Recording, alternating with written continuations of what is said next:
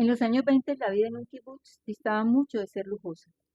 En primer lugar, había muy poco que comer, y lo que había sabía a demonio. La base de nuestra alimentación estaba constituida por cereales agrios, aceites sin refinar, que comprábamos a los árabes en sacos de piel de cabra que le daban un gusto mortalmente amargo, unas cuantas verduras procedentes de la propia huerta del kibutz, carne en lata de las provisiones militares británicas abandonadas desde la guerra, y un increíble plato hecho de arenque conservado en salsa de tomate que, irónicamente, era conocido como fresco. Supongo que debido al engañoso fresh herring impreso en la etiqueta. Desayunábamos fresco todas las mañanas. Cuando me llegó el turno de trabajar en la cocina me sentí encantada, con gran asombro de todos los demás. Ahora podía realmente hacer algo respecto a las horribles comidas. Permítanme explicar que en aquellos tiempos las mujeres del kibutz detestaban el trabajo de la cocina, no porque fuese duro. Comparado con los otros trabajos que se realizaban en el asentamiento, era más bien cómodo, sino porque lo consideraban degradante.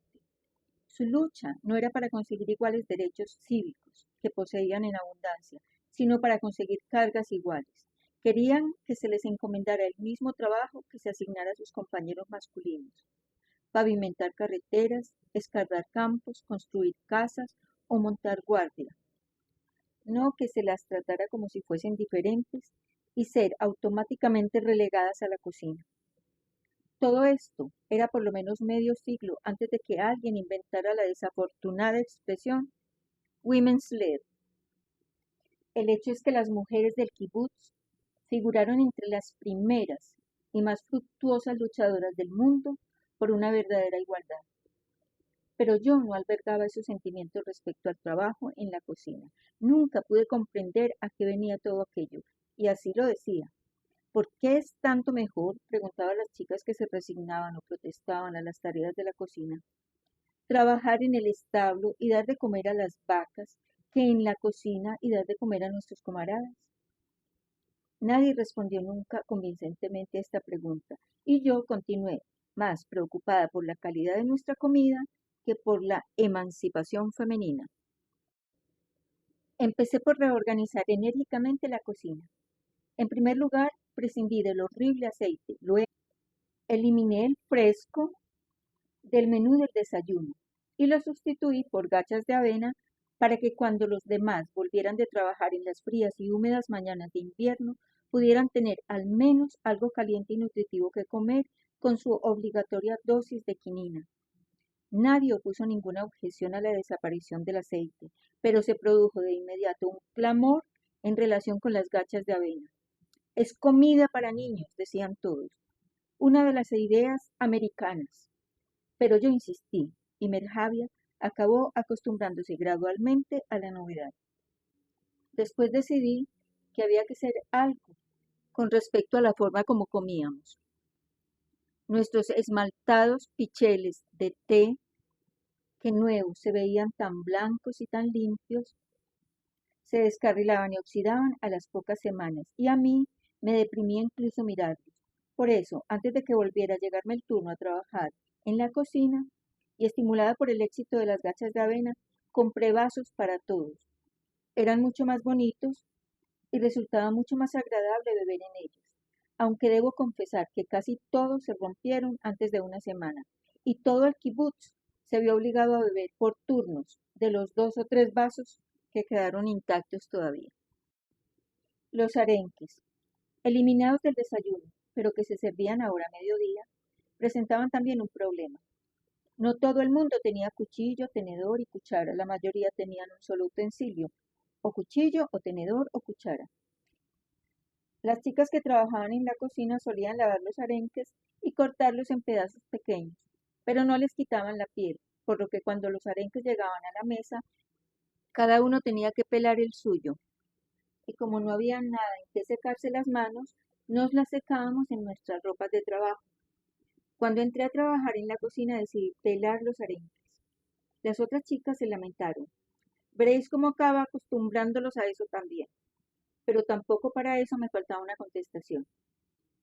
¿Qué habríais hecho en vuestra propia casa? ¿Cómo habríais servido los arenques en la mesa de vuestra propia familia? Esta es vuestra casa, ellos son vuestra familia. Los sábados por la mañana solíamos hacer café. Como el sábado no podíamos enviar nuestra leche a Haifa, nuestro menú del sábado tenía como base fundamental la leche.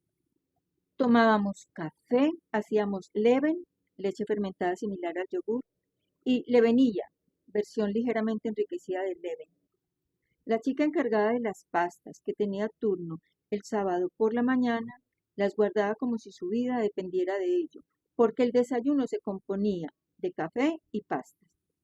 Los viernes por la noche, después de cenar, algunos de los jóvenes solían lanzarse a la casa de las pastas y a veces lograban apoderarse de ella, con lo que el sábado por la mañana se producía una tragedia.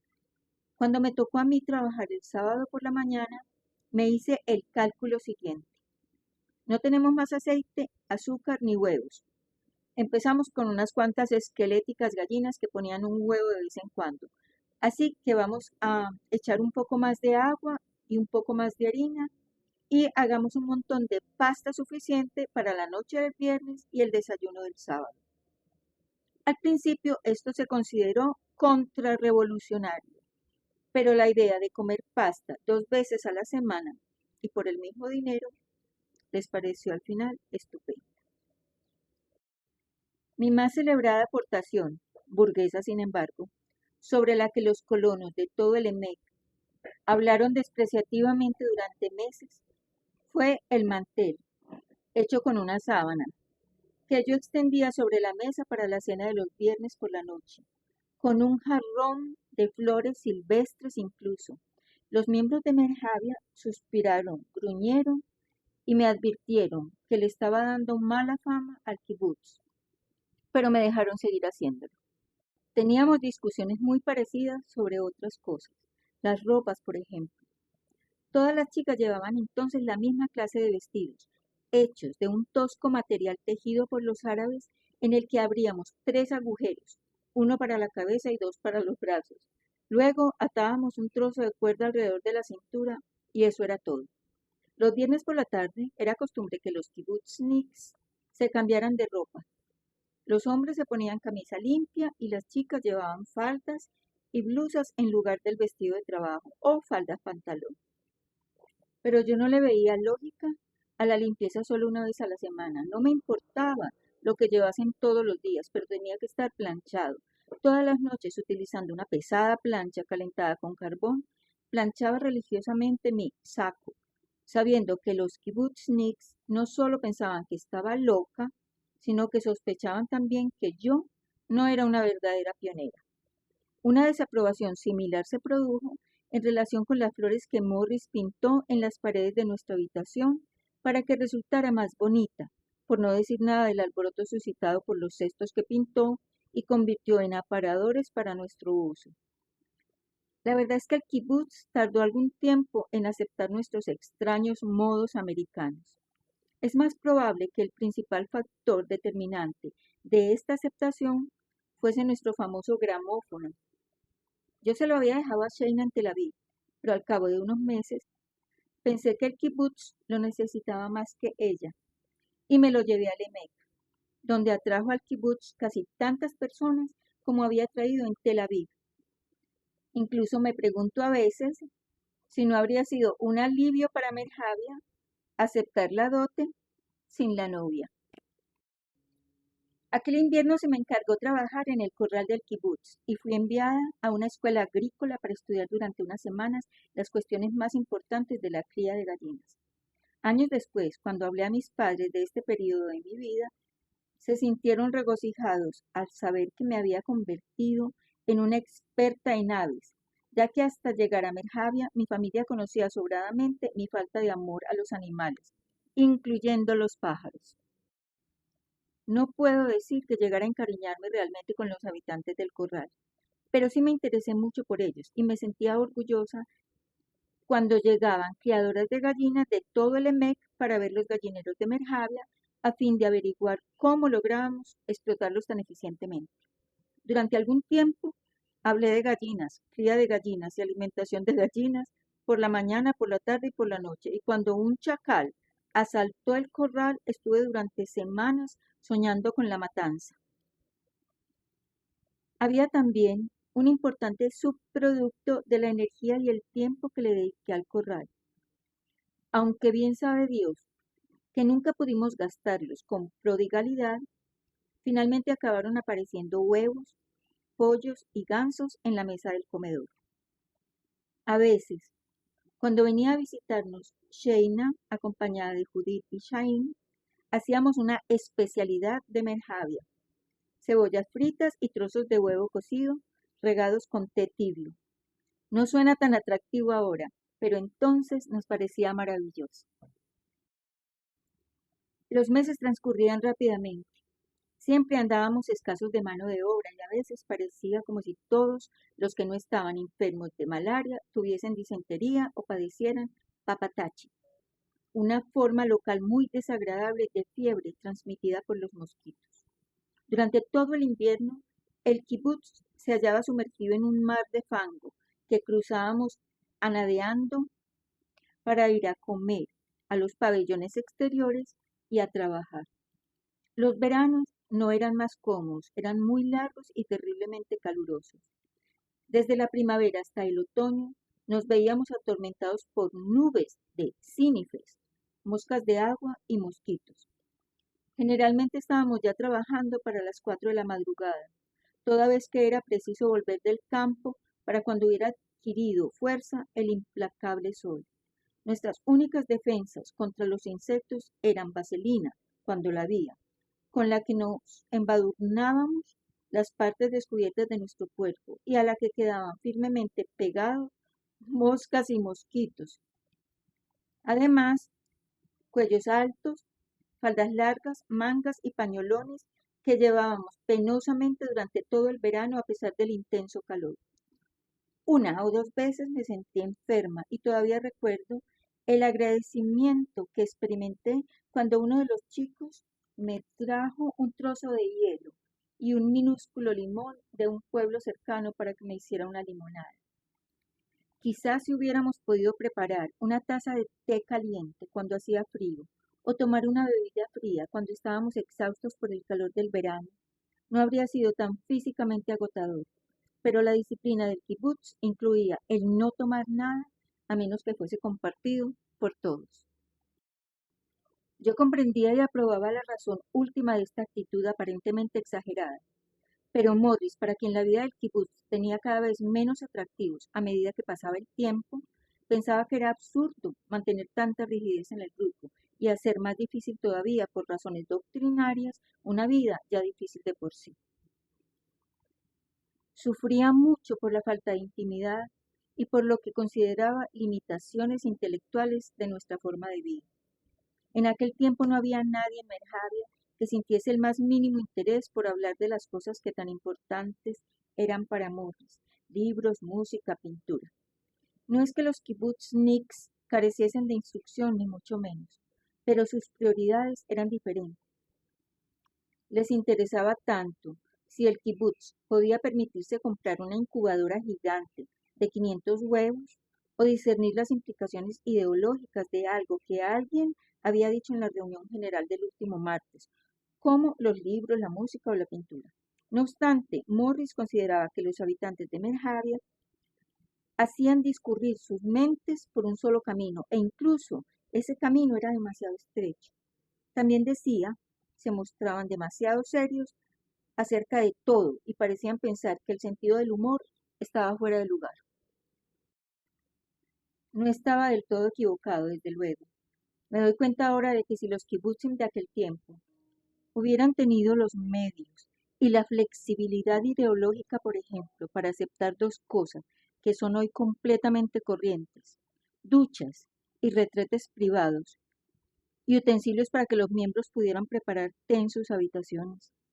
Millares de personas como Morris, que más tarde abandonaron los kibutzim, tal vez se hubieran quedado en ellos, pero estas eran la clase de cosas que ningún kibutz podía permitirse el lujo de tener en los años 20, y a mí no me importaba especialmente su ausencia. Me gustaba estar con personas como yo, que compartían mis concepciones políticas y sociales, que lo discutían todo completamente y con tal intensidad, y que se tomaban tan en serio los problemas sociales. Me gustaba todo lo del kibutz, ya fuese trabajar en el corral, aprender los misterios de amasar el pan en el pequeño cobertizo que utilizábamos como panadería, o compartir una colación de medianoche con los muchachos que volvían de montar la guardia y permanecer horas y horas en la cocina oyendo sus relatos. Al cabo de muy poco tiempo me sentía totalmente a mis anchas, como si nunca hubiera vivido en otra parte. Y lo que más me agradaba era precisamente esos aspectos de la vida comunal que Morris consideraba como barreras infranqueables que se oponían a la felicidad. Naturalmente había en Menajavia personas que resultaban difíciles, en especial algunas de las mujeres veteranas que se consideraban con derecho a establecer cómo debía uno comportarse o no comportarse en el kibutz. Pero en lo fundamental me sentía realizada por completo.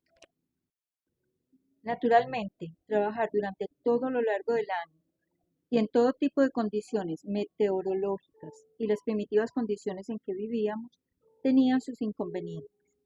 El viento y el sol estropearon y quemaron mi piel, y en aquellos tiempos no había salones de belleza ni especialistas en cosmética en los kibutzim, como los hay ahora, por lo que las mujeres del kibutz envejecían mucho más rápidamente que las mujeres de las ciudades. Pero no por eso eran menos femeninas, a pesar de sus arrugas. Recuerdo que una amiga de Merjavia, una muchacha que había llegado al kibutz procedente de Nueva York unos 6 meses antes que nosotros, me dijo que en una ocasión fue a despedir a un joven poeta que había servido en Palestina con la Legión Judía, pero que se volvía a los Estados Unidos. Cuando ella le tendió la mano ajada por el trabajo, el joven dijo: en América era un placer cogerte la mano, ahora es un honor. Ella se sintió muy impresionada por este cumplido, pero a mí me pareció una tontería.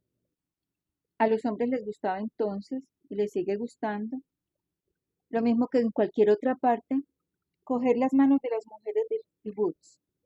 En aquellos tiempos, y ahora también, los idilios y los matrimonios en los kibutzim eran como los idilios y los matrimonios en todas partes, unos mejores, otros peores. Desde luego, los jóvenes eran entonces mucho más discretos en lo referente a su vida amorosa, y hablaban de ello menos abiertamente que ahora. Pero ello se debía a que la gente era universalmente más puritana en 1921, no a que los jóvenes no se enamorasen en Merjavia o en Degania. Pero a pesar de todas las penalidades, yo fui muy feliz aquellos años. Me gustaba el kibutz y yo les gustaba a los miembros del kibutz y me lo demostraron. En primer lugar, fui elegida para formar parte del comité ejecutivo del asentamiento, el comité responsable de la determinación de la política general, lo cual constituía un gran honor para una casi recién llegada. Después fui elegida como delegado de Merjavia en una convención del movimiento kibutz que tuvo lugar en 1922. Y esto fue realmente un espaldarazo. Aún ahora, al escribir sobre ello, experimento una sensación de orgullo por el hecho de que el kibutz confiara en mí lo suficiente para otorgarme su representación en tan importante reunión y que incluso me concediera permiso especial para realizar mis intervenciones en yiddish, ya que mi hebreo era todavía defectuoso.